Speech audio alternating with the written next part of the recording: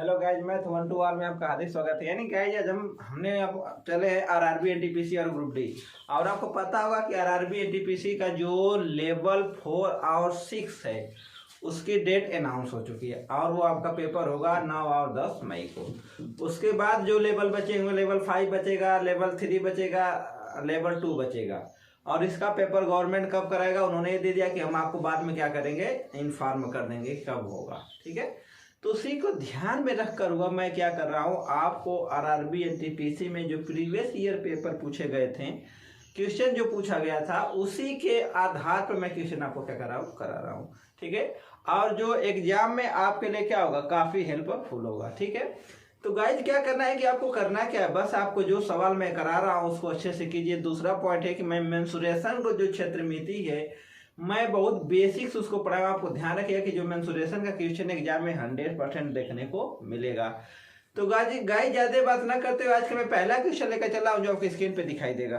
Guys आज का पहला सवाल है, बहुत अच्छा सवाल। दिया क्या है कि एक साइकिल का पहिया 44 किमी में 500 चक्कर पूरे करता है। ठीक है, तो पहिए की त्रिज्या क्या करना है, आपको ज्ञात करना है। मतलब सवाल पहले समझिए उसके बाद बात करेंगे। दिया क्या है कि कोई साइकिल है, जो उसका पहिया है उसको कितना, यानी जो साइकिल उसको दूरी कितना कवर करना है, 44 किलोमीटर। कितना कवर करना है, 44 किलोमीटर उसको दूरी कवर करना है। और वह 44 किमी दूरी पूरा करने में यानी तय करने में कितना चक्कर लगाता है, 5000 चक्कर। मतलब क्या हुआ कि ये मतलब पहले समझिए, दिक्कतें होती है कि सर जी यहाँ पे निकालें क्या। सबसे बड़ी प्रॉब्लम तो होती है कि निकालना क्या है। निकालना देखिए क्या है, मान लीजिए कोई साइकिल का पहिया है, मान लीजिए यार साइकिल का ये मतलब ये हुआ, एक राउंड गई, एक चक्कर लगाई, फिर ऐसे जाएगी दूसरा राउंड लगाएगी, फिर ऐसे जाएगी तीसरा राउंड लगाएगी, फिर ऐसे जाएगी चौथा, ऐसे बढ़ते जाएगी। और यह कितना चक्कर लगाती है करके, 5000 चक्कर लगाती है। क्लियर हो गया। और दूरी कितना, अब ये 5000 चक्कर में दूरी कितना कवर कर रही है, 44 किलोमीटर दूरी कवर कर रही है। ठीक है, तो पूछा क्या है कि पहिए की त्रिज्या क्या होगी। तो ये से सवाल आ जाए तो आपको निकालना क्या है, वृत्त की परिधि निकालना होता है। कितना निकालना होता है, वृत्त की परिधि। यानी इसमें कभी भी ऐसा सवाल पूछ दे तो आपको निकालना क्या है, वृत्त की परिधि फाइंड आउट करना है। चलिए मैं सवाल सॉल्व करना स्टार्ट करता हूँ। पहली बात है सवाल को समझना, उसके बाद सॉल्व करना। हम देखिए होता क्या है, फार्मूला क्या होता है, कुल तय की गई दूरी बराबर होता है वृत्त की परिधि गुणे चक्करों की संख्या। चक्करों की संख्या हो गया। कितनी दूरी तय की गई आपका, 44 किलोमीटर। इसको मीटर में चेंज करते गुणे कितना कर देंगे, 1000 मीटर में हो गया। वृत्त की परिधि क्या होता है, 2 पाई r। चक्करों की संख्या कितना है, 5000। ठीक है, अब ध्यान रखना है कि आपको मीटर में त्रिज्या निकालना है कि सेंटीमीटर, आपके ऊपर डिपेंड करता है। मैं मीटर निकालना कर शुरू करता हूँ। तो 44 गुणे कितना हो जाएगा, 1000 बराबर 2 गुणे पाई का मान कितना होता है, 22/7। आर का मान हमको पता नहीं है, गुणे कितना हो जाएगा, 5000। 1 2 3 1 2 3 कट गया। इधर बचा कितना, 44 बराबर 44 गुणे आर गुणे 5 बटा कितना बचा, 7 बच गया। 44 से 44 क्या हुआ, कट गया। बचा का 1 बराबर 5 आर बटे कितना हुआ, 7। गुणा कर दीजिए तो 7 बराबर हो जाएगा आपका 5 आर। आर का मान कितना आपका हो जाएगा, 7/5। आर का मान कितना आ गया, 1.4 मीटर आ गया। ठीक है, यदि आपसे सेंटीमीटर में पूछ देगा तो क्या करना है, 1.4 में 100 से क्या कर दीजिए, गुणा कर दीजिए, कितना आ जाएगा, 140 सेंटीमीटर आ जाएगा। नहीं गाइस, जो सवाल पूछा था उसको पहले समझ जाइए। दिया क्या है कि एक साइकिल का पहिया 44 किमी में 500 चक्कर, यानी कि उससे चलना कितना है, 44 किलोमीटर जाना है, और उसे कितना चक्कर लगा रहा है, 500 चक्कर लगा। तो पूछा क्या है कि जो पहिया उसके त्रिज्या रेडियस क्या है। करना क्या था, अगर ऐसे सवाल कभी पूछ दे तो आपको करना क्या है, कुल तय की गई दूरी बराबर वृत्त की परिधि गुणे चक्रों की संख्या। यानी कि जो आप 500 आया, अगर रेडियस मीटर में है तो मीटर में आ जाएगा, सेंटीमीटर तो सेंटीमीटर में आ जाएगा। ये सवाल बहुत ही अच्छे होते हैं, बस बच्चे को कंफ्यूज है फाइंड आउट क्या करना है। गाइस आपके सामने मैं अगला क्वेश्चन लेकर चल रहा हूँ जो आपको स्क्रीन पे दिखाई देगा। गाइस आपके सामने दूसरा सवाल है, बहुत अच्छा सवाल। दिया क्या है कि 30 वस्तुओं का क्रय मूल्य 40 वस्तुओं के विक्रय मूल्य के बराबर है, तो बिक्री में हुए लाभ या हानि प्रतिशत क्या करना है, ज्ञात करना है। मेरा सवाल, इस सवाल बहुत सिंपल होता है। दिया क्या है कि 30 वस्तुओं का क्रय मूल्य है और 40 वस्तुओं के विक्रय मूल्य के क्या है, बराबर है। अब मैं बता रहा हूं सिंपल तरीका, यानी कि 30 वस्तुओं, सीपी कितना है हमारा, कितना खरीदा 30,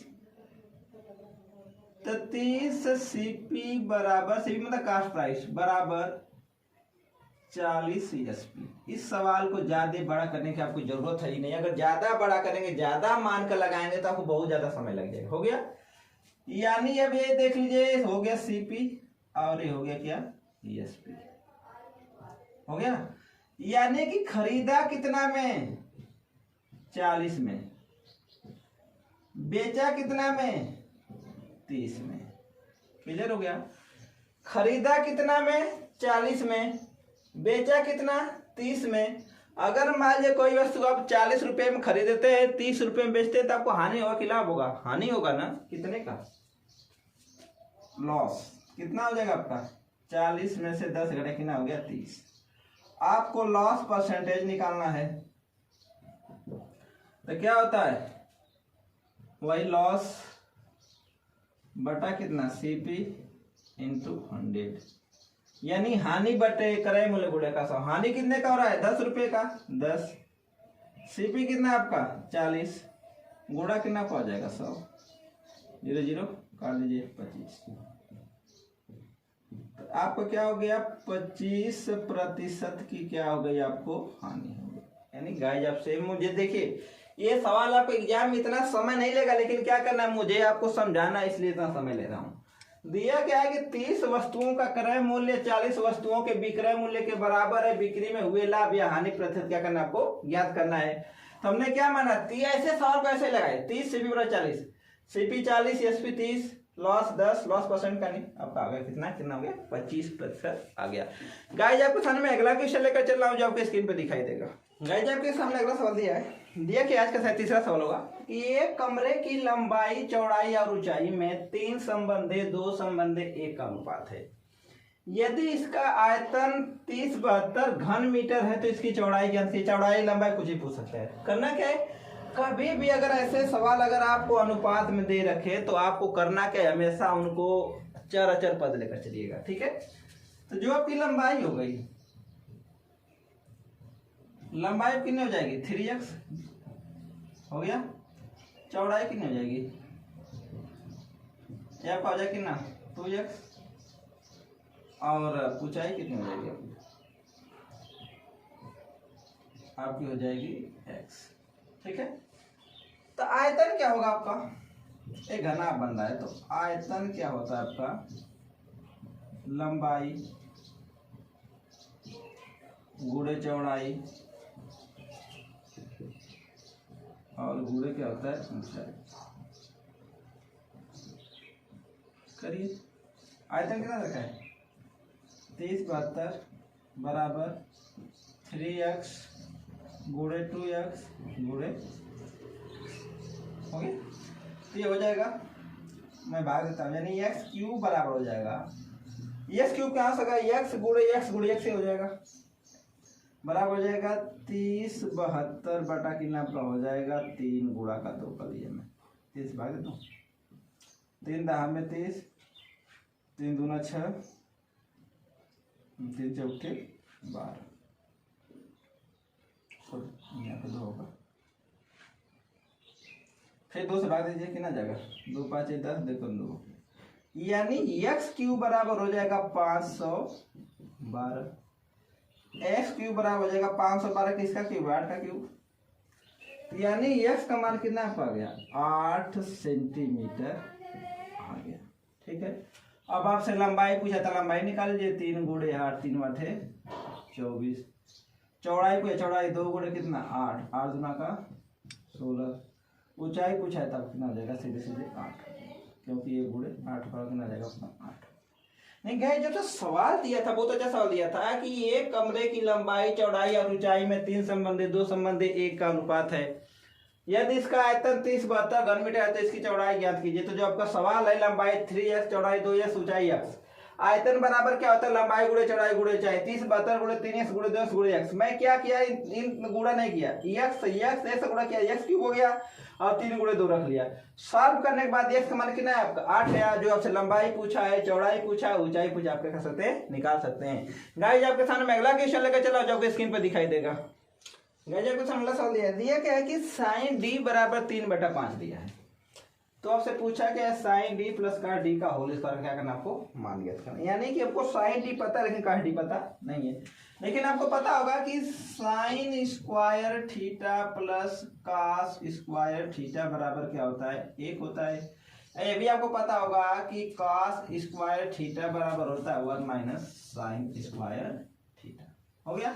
अब यहाँ पे डी रखा, डी रख लीजिए तो क्या हो जाएगा, कास स्क्वायर डी बराबर हो जाएगा 1 माइनस साइन स्क्वायर डी।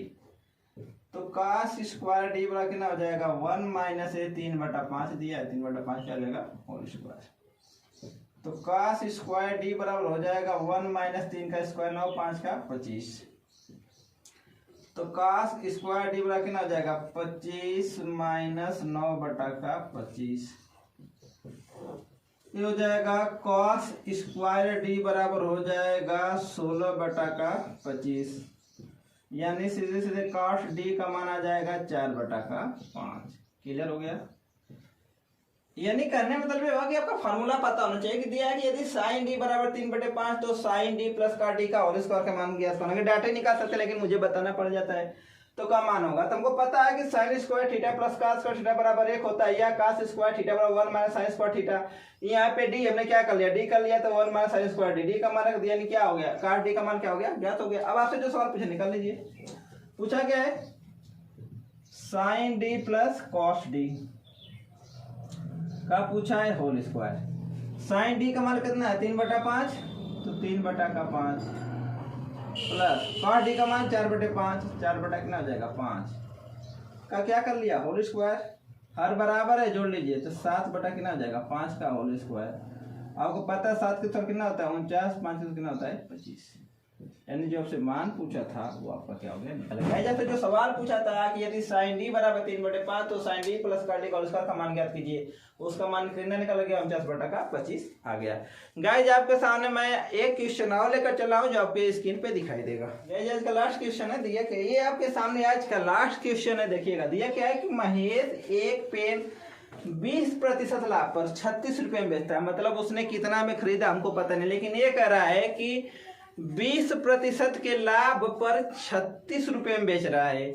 फिर कह रहा है कि यदि वह उसे 33 रुपए में बेचता तो कितने प्रतिशत का लाभ या हानि होती। यानी आपसे पूछ रहा है लाभ या हानि आपको पता होना चाहिए। हमेशा किस पे होता है, क्रय मूल्य पे, कास्ट प्राइस पे होता है। ठीक है, तो पहले हमको क्या निकालना पड़ेगा, सीपी निकालना पड़ेगा। तो इसका एकदम सिंपल ट्रिक बता रहा हूं मुझे, आपको कुछ नहीं करना है। जब लाभ होता है तो 100 में प्लस, यानी कि 120% की वैल्यू कितना है 36 है। यानी 20% लाभ पर बेचा है ना, तो यानी कि जब ध्यान रखिए कि जब लाभ होता है तो 100 में जोड़ दीजिए, तो 100 में 20 जोड़ते 120 होगा। तो यानी 120% की वैल्यू 36 है, तो 1% की वैल्यू कितना आपका 120 हो गया। और जो सीपी होता है हमेशा कितना होता है 100% होता है। तब किसका वैल्यू निकालना है 100% की, तो कितना हो जाएगा 36/120 गुणा का 100 कट गया, बात यहाँ 36, यानी कि 3 गुणा का 10, 3 दहा में 30। यानी कि जो आपका सीपी निकल गया, कास्ट प्राइस कितना निकल गया आपका 30 रुपया निकल गया। यानी वह कितना में खरीदा है 30 रुपये में खरीदा है। अब कह रहा है कि बेच कितना में रहा है, यानी अभी एसपी कितना आपका हो रहा है 33 रुपया हुआ ना। अब खरीदा कितना में 30 रुपया में, एसपी कितना 33 में, लाभ कितना का हो रहा है आपको पता होगा। लाभ बराबर क्या होता है एसपी माइनस सीपी होता है कितना 33 माइनस का 30 कितना हो गया 3। अब आपसे पूछा नहीं कि लाभ कितना, पूछा कितना कितने प्रतिशत का लाभ या हानि हो रहा है, तो लाभ हो रहा है तो लाभ बराबर कितना हो जाएगा 3 बटा खरीदा कितना में 30 में, अगूड़ा कितना का 100 काट दीजिए 3 एक कम 3। तो जो लाभ हो रहा है कितना हो रहा है 10% का हो रहा है। ठीक है नहीं गाइस, जैसे जो सवाल पूछा था कि ये महेश एक पेन 20% लाभ पर 36 रुपए में बेचता है, यदि वह इससे 33 रुपए में बेचता है तो कितने प्रतिशत का लाभ या हानि होता। तो एकदम मैं एक ट्रिक के हिसाब चलते, अगर बेसिक चलेंगे तो बेसिक भी लग जाएगा। तो एकदम सिंपल तरीके से क्या कि हमने क्वेश्चन को सॉल्व कर लिया। गाइज आज के लिए बस इतना ही। अगर आपको ऐसे वीडियो पाने तो चैनल को सब्सक्राइब कर, वीडियो को लाइक कर और कमेंट करके बताए वीडियो आपको कैसी लग रही है। तब तक मैं आपको मिलता अगले वीडियो में, तब तक ले जय हिंद जय भारत।